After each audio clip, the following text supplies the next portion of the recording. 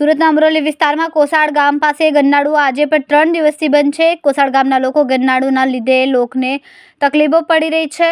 કોસાડ ગામથી મોટા વરાછા જવા માટે અને બરતાણા જવા માટે રસ્તો બંધ છે। હજારો લોકો અહીંથી અવરજવર કરવામાં તકલીફ પડે છે। લોકોને 3 થી 4 કિલોમીટર ફરીને જવું પડે છે। આજે 3 દિવસથી આ ગન્નાળુ બંધ છે। પાણીનો યોગ્ય નિકાલ થતો નથી। સંજય નકુમ, ત્યારે આપણે હાલમાં અમરોલી કોસાડનું જે ગન્નાળુ છે જે અહીંયાથી મોટા વરાછા જવાય ત્યાં છીએ અને જે હાલમાં અત્યારે બંધ છે। અત્યારે જો હું તો અહીંયાથી જવા માટે જ આવ્યો હતો પણ અત્યારે ખબર પડી કે અહીંયા બંધ છે। હવે આટલું ખાલી જે ડિસ્ટન્સ લગભગ 500 મીટર જેવું છે એ મારે ફરવા માટે 2-3 કિલોમીટર આગળ જવું પડશે। એક તો આ રસ્તો જે છે અત્યાર સુધી સારો કરતા નથી, બરાબર ગન્નાળુ જે છે એની ઊંચાઈ વધારતા નથી।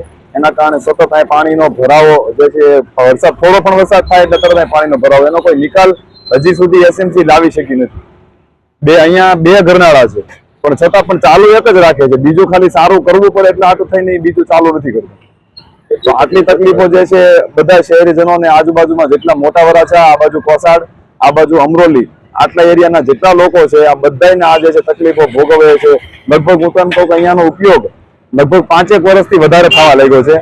તો ત્યારથી આ જે છે પરેશાની દર વર્ષે લોકો અહીંયા જે છે સહન કરે। કેમેરામેન સેનલ વિરાણી સાથે વિશાલ છેઠા, માનવ પ્રભા ન્યૂઝ, સુરત।